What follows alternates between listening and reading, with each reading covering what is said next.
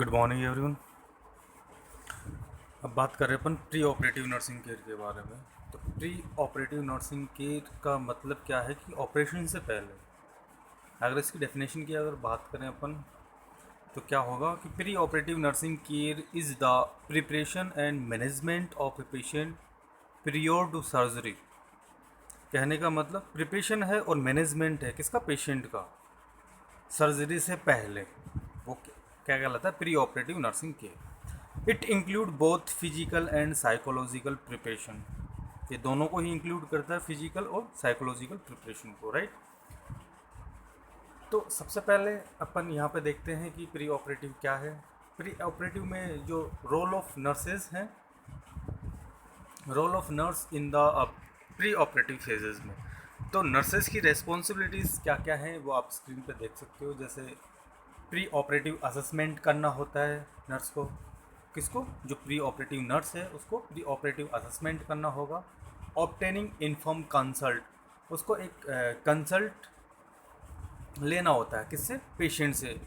वो डिपेंड करता कंडीशन पे, अगर पेशेंट खुद कॉन्शियस है, 18 साल से ऊपर है, तो वो खुद पेशेंट दे सकता है।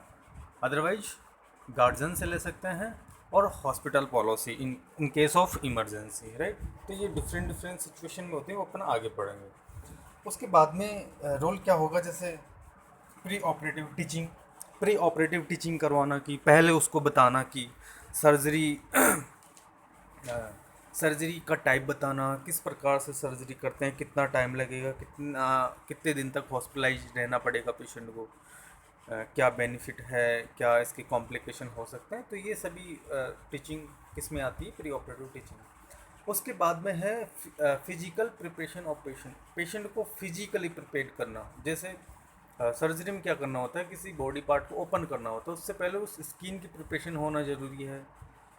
फिजिकली उसका जो सर्कुलेशन सिस्टम है, जैसे एनपीएम या फिर हाइड्रेशन जो भी है, उसको कंप्लीट, ये अपन डिटेल से आगे पढ़ेंगे। उसके बाद में है psychological preparation of patient, psychological भी पेशेंट को क्या करना, प्रिपेयर करना है। तो प्री ऑपरेटिव असेसमेंट में आप देख सकते हो कि जो अपन फर्स्ट पॉइंट था प्री ऑपरेटिव असेसमेंट, तो प्री ऑपरेटिव असेसमेंट में अपन किस चीज़ का असेसमेंट करते हैं, review pre operative laboratory and diagnostic history. जो फर्स्ट पॉइंट इसमें क्या है, pre operative laboratory and diagnostic study. तो आप देखो कि जो लेबोरेटरी और डायग्नोस्टिक स्टडी किस किस को देखना है, किस किस को रिव्यू करना है, वो कौन कौन सी हो सकती हैं। सीबीसी हो सकती है, जिसको अपन बोलते हैं complete blood count, blood type हो सकता है, cross match, serum electrolyte, urine analysis, और चेस्ट एक्सरे और ईसीजी इलेक्ट्रोकार्डियोग्राम। ये अपन किस में चेकआउट करते हैं, लेबोरेटरी एंड डायग्नोस्टिक स्टडी में, राइट। सेकेंड इसका पॉइंट क्या है, review the health, review the client health history. Client का जो हेल्थ स्टेटस है उसको अपने को क्या करना होता है, रिव्यू करना होता है, देखना होता है, चेक करना होता है। तो हेल्थ हिस्ट्री में प्रेजेंट हो सकता है, हॉस्पिटलाइजेशन पास्ट का हो सकता है, बट प्रेजेंट कंडीशन में पेशेंट की क्या कंडीशन, वो अपने को चेकआउट करना होता है। वो भी मैं आपको आगे दिखाता हूँ, तो आप ये देखो। Review the client health history, तो अपने को हेल्थ हिस्ट्री में क्या रिव्यू करना है, हिस्ट्री ऑफ प्रेजेंट इलनेस के बारे में and reason for surgery.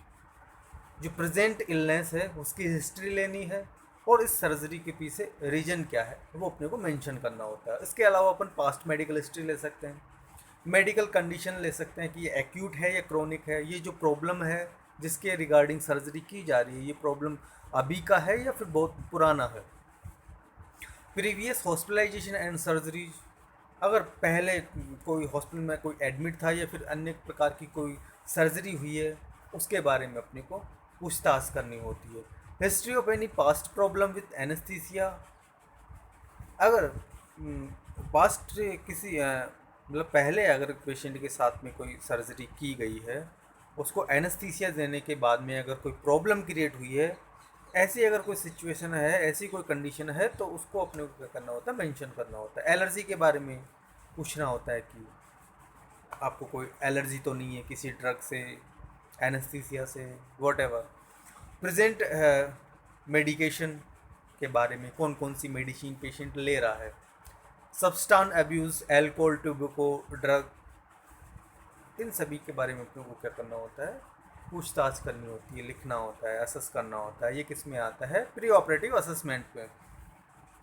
Next अपन बात करें जैसे असेस फिजिकल नीड, पेशेंट की जो फिजिकल नीड है। उसके बाद में assess psychological need, assess cultural need. तो इनके बारे में अपन क्या करते हैं, असेस करते हैं। जैसे फिजिकल नीड हो गया, साइकोलॉजिकल नीड हो गया और कल्चरल नीड। तो अब देखते हैं अपन फिजिकल नीड में अपन किस किस चीज़ का रिव्यू करते हैं। तो ये है assess physical need. Physical need का मतलब क्या है? जो अपने को कम्युनिकेट का जो एबिलिटी है, एबिलिटी टू कम्युनिकेट, उसको अपने को असेस करना है। वाइटल साइंस अपने को असेस करना है कि बिफोर सर्जरी पेशेंट के वाइटल साइन स्टेबल हैं या नहीं है, कौन सा हाइपर है, कौन सा लो है, उन सभी का डेटा लेना होता है अपने को। लेवल ऑफ कॉन्शियसनेस अपने को चेक करना होता है कि कन्फ्यूजन में है पेशेंट या फिर ड्राउजीनेस में है या फिर अनरेस्पॉन्सिव पेशेंट है। ये जो लेवल है कॉन्शियसनेस की, उसको चेक किया जाता है। वेट एंड हाइट चेक किया जाता है। Ability to move, ambulate, level of exercise, prosthesis. Prosthesis क्या होता है? आर्टिफिशियल बॉडी पार्ट हो सकता है। सर्कुलेटरी सिस्टम, इनके बारे में अपन को क्या करना होता है? असेस करना होता है। उसके बाद में अपन बात करें साइकोलॉजिकल नीड में। साइकोलॉजिकल नीड में अपने को जो इमोशनल स्टेटस है उसको असेस करना होता है। Level of understanding of surgery procedure, pre operative and post operative instruction.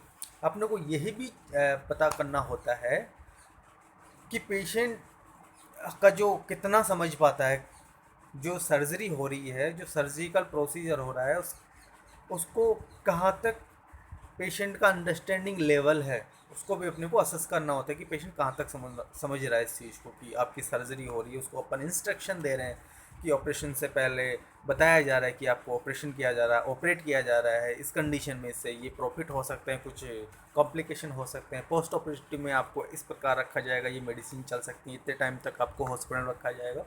What जो भी है, उन सभी चीज़ों की जो अंडरस्टैंडिंग लेवल है उसको चेक करना होता है। दूसरा सपोर्ट सिस्टम वगैरह जो भी है। अपन बात करें जो सेकंड पॉइंट था अपना ऑब्टेनिंग इन्फॉर्म कंसल्ट। तो इन्फॉर्म कंसल्ट के बारे में आपको ये नोट्स बनाने की ज़रूरत नहीं है। आपको सिंपली ऑब्टेनिंग इन्फॉर्म कंसल्ट का ये 4-5 लाइन अपने को याद रखनी होती है कि इन्फॉर्म कंसल्ट क्या होता है। एक फॉर्मेट होता है, उसमें लिखा होता है क्या कि उसमें ये लिखा होता है कि पेशेंट को हमने सर्जरी के बारे में सब कुछ बता दिया है कि सर्जरी के क्या बेनिफिट हैं, कौन सी कंडीशन में सर्जरी की जा रही है। और फिर नीचे ये भी है, उसमें ये भी मेंशन होता है कि पेशेंट जहाँ साइन करता है वहाँ पे ये लिखा होता है कि मैं पूरे होश एंड आवाज़ में ये साइन कर रहा हूँ, मैं समझ चुका हूँ कि डॉक्टर साहब ने मुझे सर्जरी के बारे में बता दिया है और मैं रेडी हूँ सर्जरी के लिए। उसके बाद में वो नीचे सिग्नेचर की जगह पे साइन कर देता है, उसको अपन बोलते हैं इन्फॉर्म कंसल्ट। उसमें होता क्या है कि अपन एक रिटर्न में अपन फॉर्मेट लेते हैं, किससे? पेशेंट से ले सकते हैं, गार्जियन से ले सकते हैं, वो नीचे अपन कंडीशन पढ़ेंगे। तो उसमें ये होता है कि पेशेंट से परमिशन लेते हैं अपन की आपकी सर्जरी के लिए, राइट। तो उसको अपन बोलते हैं इन्फॉर्म कंसल्ट की इन्फॉर्म करने के बाद में फिर वो सहमति दे रहा है। पेशेंट को इन्फॉर्म कर रहे हैं अपन कि ये सर्जरी है, इस टाइप की सर्जरी है, इसके ये प्रॉफिट है, ये इसके डिसएडवांटेज हैं, ये डिसएडवांटेज हैं, राइट। उसके बाद में समझने के बाद में अगर वो सहमति दे देता है पेशेंट, तो डॉक्टर क्या कर देता है? ऑपरेट कर देता है। उस जो रिटर्न फॉर्मेट को अपन क्या कहते हैं? Inform consult, right. तो हाँ, इसमें ये है बिफोर सर्जरी क्या करना होता है कि कंसल्ट लेना होता है, किसका? पेशेंट का, राइट। उसके बाद में अपन बात करें कि जैसे अगर पेशेंट कॉन्शियस है तो अपन खुद ले सकते हैं सेल्फ पेशेंट से। अदरवाइज अगर कॉन्शियस नहीं है तो अपन गार्जियन से ले सकते हैं। In case of emergency upon phone पे ले सकते हैं, टेक्स्ट, फ़ोन, ईमेल, वॉटेवर जो भी ले सकते हैं। ये हॉस्पिटल की क्या होती है? पॉलिसी होती है, राइट। उसके बाद में अपन ये कहें कि अगर पेशेंट की उम्र 18 साल से कम है तो इन्फॉर्म कंसल्ट पे साइन करेगा कौन? वो गार्जियंस कर सकते हैं, राइट। इमरजेंसी कंडीशन में पेशेंट खुद कर सकता है विदाउट कंसल्ट, और फ़ोन कॉल पे वो अपने पेशेंट के घर वालों से पूछ के भी कर सकता है। इसमें नर्स जो है, जो पॉलिसीज़ है हॉस्पिटल की, उसको हमेशा फॉलो करना चाहिए नर्स को, राइट। आगे अपन बात करें प्री ऑपरेटिव टीचिंग में होता क्या है कि ऑपरेशन से पहले पेशेंट को समझाया जाता है कि ये इस प्रकार की सर्जरी है, आपके किसी पार्ट को जो डैमेज है या फिर डैमेज हो चुका है, वेस्ट हो चुका है, उसके साथ में कुछ रिपेयरिंग की जा रही है, कुछ ट्रांसप्लांट के वॉट जो भी सर्जरी है उसके बारे में अपन उसको पेशेंट को बताते हैं। पेशेंट को ये भी बताते हैं कि इसके एडवांटेज क्या हैं, डिसएडवांटेज क्या हैं, आपको क्या बेनिफिट मिलने वाला है। तो इससे होता क्या है, पेशेंट का फियर है वो दूर हो जाता है। तो इसमें अपन देखते हैं कि teaching client about their surgical procedure and expectation before and after surgery is best during the pre operative care. जो भी अपन पेशेंट के साथ में करने वाले हैं सर्जरी से पहले और बाद में, वो सब कुछ अपन बताते हैं पेशेंट को। The client are more alert and free of pain at this time. अपन प्री ऑपरेटिव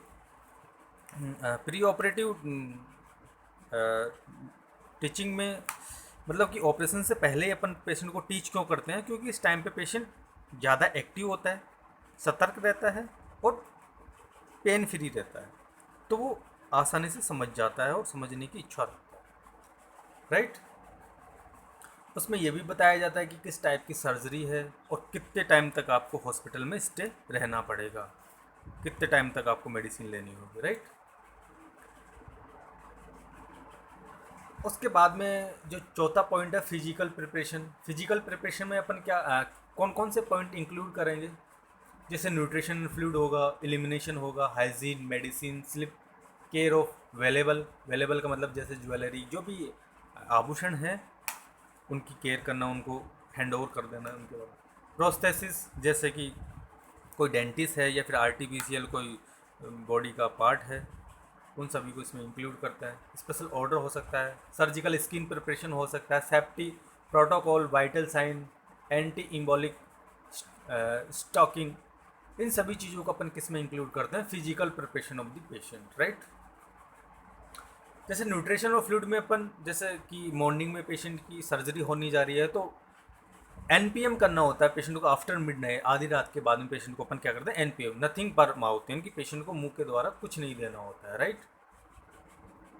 अगर बाउल एंड ब्लैडर एलिमिनेशन की बात करें तो एनिमा दे सकते हैं पेशेंट को और कॉलिस कैथेटर लगा सकते हैं, राइट।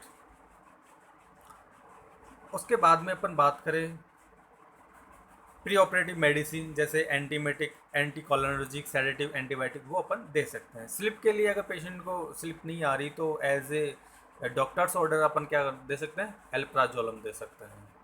केयर ऑफ वेलेबल, जैसे ज्वेलरी, मनी, इन सभी को क्या करना, हैंड ओवर कर देना है। केयर ऑफ प्रोस्थेसिस क्या होता है, आर्टिफिशियल बॉडी पार्ट होता है। उसके बाद में स्किन प्रिपरेशन, सेफ्टी प्रोटोकॉल जो अपन पढ़ चुके हैं, वाइटल साइंस।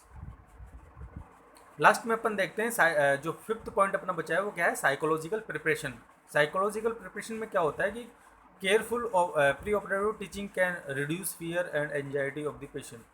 अपन साइकोलॉजिकल सपोर्ट क्यों देते हैं पेशेंट को, ताकि उसका जो फियर है, एंजाइटी है, वो ऑपरेशन से पहले क्या हो जाए, रिड्यूस हो जाए और पेशेंट अपने को कोऑपरेट करे, राइट। कुछ चेकलिस्ट हैं, प्री ऑपरेटिव चेकलिस्ट है, उस टाइप की है। तो ये आपका क्या हो गया, complete preoperative nursing care. और प्री ऑपरेटिव नर्सिंग केयर की डेफिनेशन क्या है, preoperative nursing care is the preparation and management of a patient period to surgery, यानी कि सर्जरी से पहले पेशेंट का मैनेजमेंट करना, प्रिपरेशन करना, तो किस में आता है, प्री ऑपरेटिव। और ये किसको इंक्लूड करता है, किस किस चीज़ का प्रिपरेशन होगा, physical and psychological. Got it.